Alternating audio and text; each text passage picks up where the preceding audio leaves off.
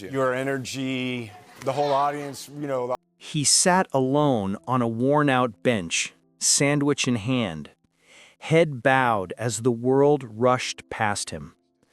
No entourage, no luxury, just Keanu Reeves, an A-list actor, lost in his own silence.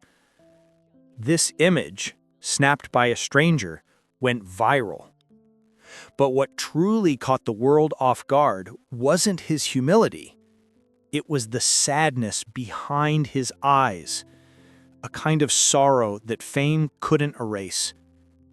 Few knew that long before the red carpets and billion-dollar box office hits, Keanu had already survived abandonment, chaos, and grief, not on the screen, but in his own home. This is not a tale about a celebrity. It's a story of a mother who gave everything, and a father who vanished into the dark. Born on September 2, 1964 in Beirut, Lebanon, Keanu Charles Reeves entered life far from the red carpets he would one day walk. His origin was shaped not by fame, but by movement and uncertainty. His father, Samuel Nowlin Reeves Jr., carried a lineage threaded with Hawaiian, Chinese, English, and Portuguese roots, an echo of distant cultures and history. His mother, Patricia Taylor, was an English performer and costume designer whose passion for creativity would eventually become the quiet heartbeat of her son's future. Their love burned briefly, then disappeared like a match in the wind. When Keanu was only 3, the marriage collapsed. Patricia gathered Keanu and his younger sister, Kim, and began a journey marked by airport terminals, unfamiliar cities, and the fragile hope of stability. From Beirut to Sydney, then New York, and finally Toronto, the Reeves family kept moving, looking for a place where life would stop shifting beneath their feet. Toronto eventually became home, but not peace. Patricia remarried several times, and each marriage brought a new apartment, a new stepfather, and a new attempt at stable life. School offered little refuge.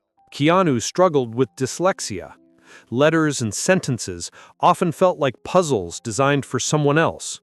He attended 4 different high schools, including one for performing arts, before dropping out without a diploma. But while classrooms boxed him in, the ice rink set him free. As a hockey goalie, he earned the nickname The Wall, not only for his reflexes, but for a quiet strength forming inside him, unyielding, resilient, shaped by a childhood built on uncertainty. Acting arrived as a new language, one he understood without needing to force the words to make sense. Stage plays, short appearances, auditions, each role gave him space to breathe, to become someone else, to imagine a life where hurt wasn't the foundation. His rise was gentle, organic. Bill and Ted's Excellent Adventure gave him global recognition, but The Matrix turned him into a cultural monument. Years later, John Wick revealed a raw grief audiences felt in their bones, loss sculpted into performance. Yet fame never owned him. He quietly donated millions to film crews, sat alone on park benches, rode the subway, and walked through life like a man who knew that spotlight is fleeting, but kindness is eternal. His calm, humble presence did not grow from comfort. It was born from loss, struggle, and a father who disappeared long before the world learned his son's name. Keanu Reeves did not become beloved because fame embraced him. He became beloved because pain shaped him, and he refused to let it turn him cold. For much of his life, Keanu Reeves was defined not only by who he became, but also by the woman who refused to give up on him. Patricia Taylor, his mother, was not born into glamour. Hailing from Hampshire, England, she once worked as a costume designer and performer, navigating the fringes of the entertainment industry. But after meeting Samuel Reeves in Beirut and giving birth to Keanu in 1964, Her life would become less about lights and more about survival. When Samuel left, Patricia was suddenly a single mother with 2 young children and no safety net. With resilience that echoed through every chapter of Keanu's life, she packed up and moved continents. Beirut faded into memory as she took her children first to Sydney, then to New York, and finally to Toronto. She worked tirelessly, sewing, designing, and taking odd jobs behind the scenes of film and theater productions. Each costume she crafted helped build the invisible stage for her son's future. Their homes were modest, their budgets were tight, but Patricia filled those small rooms with warmth and creativity. She painted old furniture, turned hand-me-downs into stories, and infused bedtime with tales of dreamers and kings. Though the cities changed, the husbands changed, the rules changed, Patricia remained constant. She never forced Keanu to become anything. She only gave him space to imagine everything. Meanwhile, Keanu's father became a fading silhouette. Their last meeting came when Keanu was 13. After that, Samuel vanished, not with a bang, but with the heavy silence of a man slowly consumed by addiction. He was later arrested in Hawaii for heroin possession. Any remaining connection between father and son snapped completely. In interviews, Keanu rarely speaks of his father. When he does, the words are clipped. Careful. "I don't know the man," he once said. There is no rage, no bitterness, only a quiet, painful distance. The absence of his father wasn't filled with anger. It simply became a silent room in the architecture of his memory. But Patricia, she left a legacy that shaped every layer of him.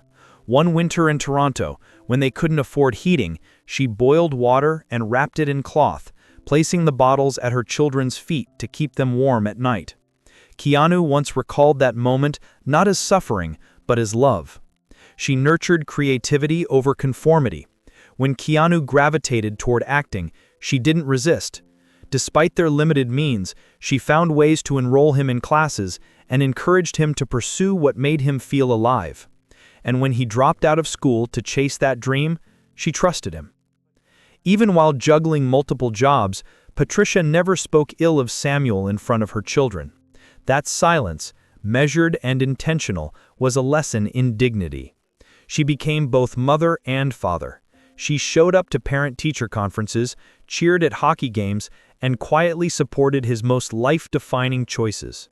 As Keanu's fame grew, Patricia remained in the background, occasionally appearing on red carpets, but never stepping into the spotlight. Their relationship, rarely exploited by tabloids, was rooted in mutual respect and deep, wordless understanding. When people speak of Keanu Reeves with reverence, his kindness, humility, emotional intelligence, it all traces back to Patricia, the woman who once sat sewing late into the night while her children dreamed. She wasn't famous, but in her quiet courage, she raised a legend. There was no dramatic final moment, no heartfelt reconciliation, no last-minute phone call filled with forgiveness. When Samuel Nowlin Reeves Jr., Keanu Reeves's estranged father, passed away in 2018, he did so quietly, in near anonymity, far from the son whose life he had shaped more through absence than presence. Samuel's unraveling began decades earlier. Once a geologist with promising intellect, his path derailed after the breakdown of his marriage to Patricia Taylor in the late 1960s. Drugs became his escape. Heroin, cocaine, substances that hollowed out the man he once was. In 1992, he was sentenced to 10 years in a Hawaiian prison for drug possession. He served only 2, but his life never truly returned. There were no career comebacks, no second acts, just a long, slow drift into obscurity. By the time he died, Samuel Reeves was already a ghost, not in body, but in presence. He had not seen Keanu in decades. Their last encounter occurred when Keanu was just 13. After that, Samuel simply vanished. No birthday calls, no letters, no milestones shared. In a world that watches every move of its stars, the absence was almost surreal. For Keanu, the death did not arrive with shock. It arrived like a shadow, quiet, heavy, already known. In many ways, he had lost his father long ago. The moment Samuel walked away from his family, the boy who would become Keanu Reeves was forced to grow up with a space in his heart that no success would ever fill. There are no reports of Keanu attending the funeral, no statements, no tributes, just silence. But within that silence lived a kind of mourning, the mourning of what could have been. Friends close to Keanu noted a shift in his mood during that time. Not anger, not breakdown, but stillness, as if something he had long kept buried had been quietly confirmed by death itself. There were no legal battles, no inheritance stories, no scandals surrounding Samuel's passing, just a death certificate in Hawaii and a handful of fading memories. The world barely noticed. For the public, it was a footnote.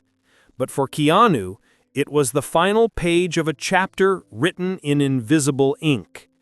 Some local accounts suggest Samuel spent his last years in isolation, drifting between modest rental homes, sometimes spotted near Waikiki beaches, staring silently at the ocean. He never sought media attention, never sold his story. Whether out of shame or surrender, he let go of any claim to the son who had become a legend. Keanu, already burdened by the loss of his stillborn daughter, the tragic death of his partner Jennifer Syme, and the illness of his beloved sister Kim, seemed to fold this final loss into a familiar place within him, a quiet, locked room where pain was not displayed, only carried. In a rare earlier interview, Keanu had said, "I don't think about my dad that much. I mean, he's just not around." A pause followed. Heavy. Not with resentment, but with absence. Samuel's death did not bring closure. It did not heal. It merely confirmed what had long been true. That some relationships never begin, even when blood ties suggest they should. That some fathers disappear, not with violence or cruelty, but with silence so long it erases even memory. And for Keanu, that silence was louder than any goodbye. There was no grand farewell, no throngs of fans, no televised tributes or candlelit vigils. When Samuel Nowlin Reeves Jr. died in 2018, his passing was a whisper, unnoticed by most, unmarked by the public. There was no casket carried through flower-lined aisles, no son standing solemn and black. Just the quiet closing of a door that had, for years, already been shut. Samuel's funeral, if one was held at all, left no trace in the media. No official statement, no photographs, no mention from Keanu Reeves. It was a silence not born from shame, but from a lifetime of distance. Keanu had not spoken to his father in over 30 decades. Their last encounter, when Keanu was just 13, had been a soft ending to a bond that had never truly begun. For Keanu, the funeral wasn't a singular event. It had been happening quietly over the course of his life, in the spaces where a father should have been, in the silences of birthdays missed, in every school performance, every heartbreak, every success that went unshared. When the man who had given him life finally left this world, Keanu didn't need to cry.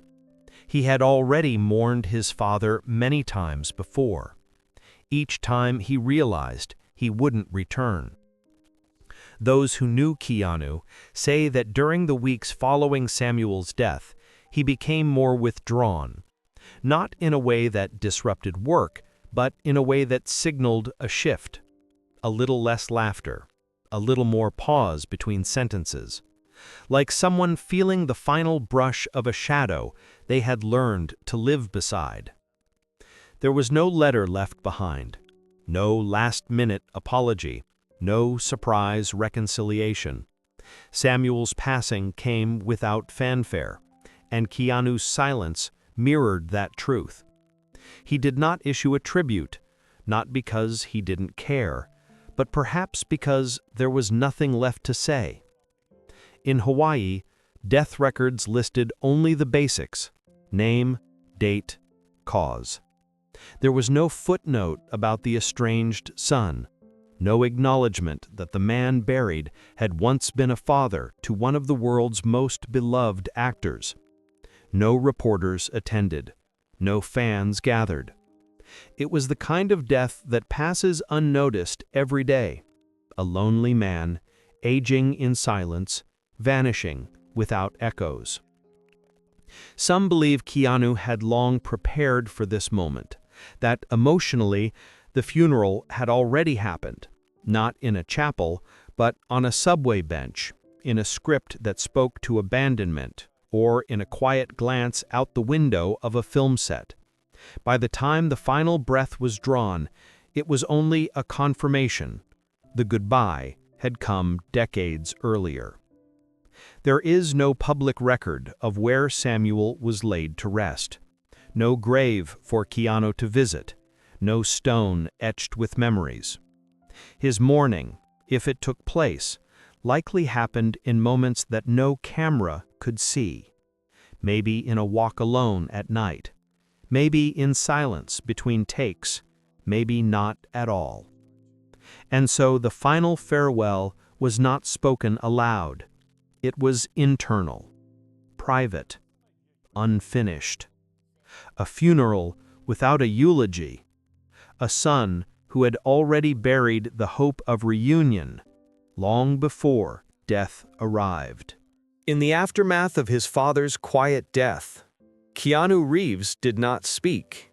He didn't post a tribute, didn't reflect in public, but those close to him said his silence deepened.